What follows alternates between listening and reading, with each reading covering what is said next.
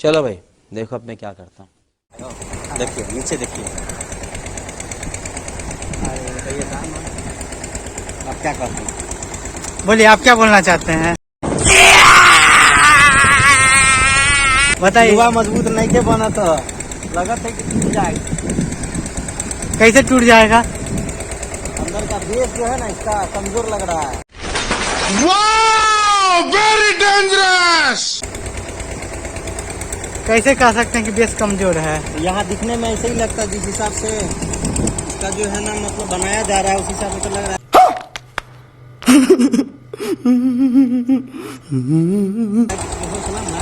पानी कैसे आ रहा है?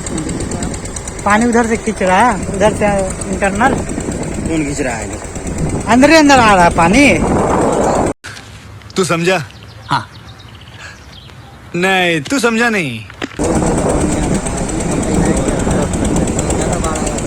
नेताजी उलट जाएगा इधर। बाहर जो आएगा नीचे से दमकल मारेगा, ये साला ऐसे मिट्टी के सही से इसको लेकर भाग जाएगा।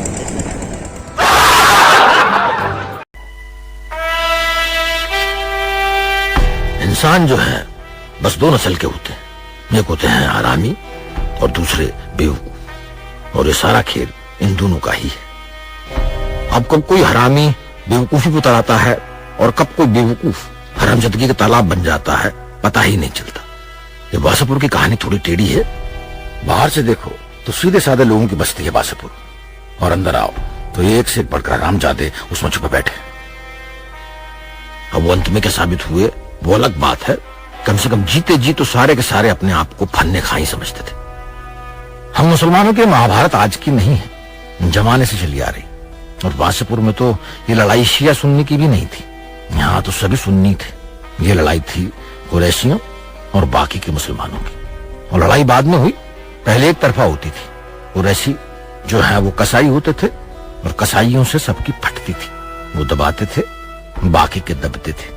अब कुरैशियों का खुलेआम राज था वासेपुर में, तब जब यह गांव होता था धनबाद के बाहर, और तब जब धनबाद बंगाल के हिस्से में आता था। आजादी के बाद धनबाद बंगाल से बिहार में चला गया, और वासेपुर भी फैलते हुए धनबाद का एक हिस्सा हो गया। अभी धनबाद झारखंड में है और वासेपुर धनबाद के बीचों बीच। बहरहाल कहानी अभी भी चल रही है, लेकिन शुरू तब हुई थी जब धनबाद के आसपास अंग्रेजों ने सारे धान के खेतों पर कब्जा करके कोयला निकालने का काम शुरू किया था। तब जब रेलगाड़ियां कोयले पर चलती थी और सारी आधुनिक फैक्ट्रियां और मशीनें सब कोयले पर चलती थी। तब जब यहाँ सुल्ताना डाकू हुआ करता था और उनकी ट्रेनें लूटता था। आजादी के बाद असली बंदर बांट शुरू हुआ। अंग्रेजों के जाने के बाद सारी खदानें टाटा, बिरला, थापर को बांट दी गई, लेकिन धंधा समझने वाले बहुत कम थे। इस बंदर बांट का रामाधीर को बड़ा फायदा हुआ। वो बन गए बड़े आदमी और उनको सौंप दी गई 4-5 खदानें। लेकिन पहलवानों के बिना खदानें ना तो अंग्रेज चला पाए थे, ना टाटा बिरला, और ना ही रामाधीर को चलाने आए। हमारे लिए काम करोगे? इस मंच पे खड़े होकर हम वादा करते हैं कि विपक्ष को इस बार मुंह से 1952 में जब बाबू जगजीवन राम श्रम मंत्री बनाए गए थे, उस समय की परिस्थितियों को बदल देने का, तो मजदूरों की हालत देखते हुए उन्होंने कोल वेलफेयर एसोसिएशन बनाया था, जिसके तहत नेशनल ट्रेड यूनियन बना था, जिसके तहत सुपरवाइजर लोगों ने खदान मालिकों पर दबाव डाला, और इनमें रामाधीर सिंह अव्वल नेता थे। आगे यही ट्रेड यूनियन माफिया का पहला रूप बना।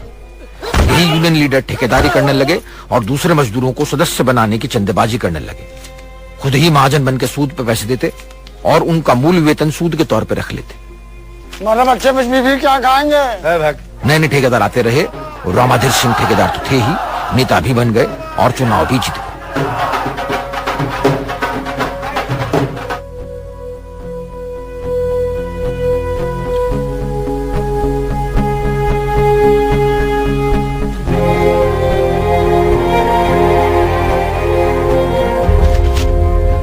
हमारे बाबूजी ने कई सालों तक कोयले की खदान चलाई रही। रामाधीर सिंह नाम है उनका। एसपी सिन्हा साहब, हमको पता है कि साले ठेकेदार और मजदूर लोग कैसे कोयला चुरा कर कालाबाजारी कर रहे हैं। हम ये कालाबाजारी नहीं होने देंगे, बस हमारा मुआवजा बढ़िया हो।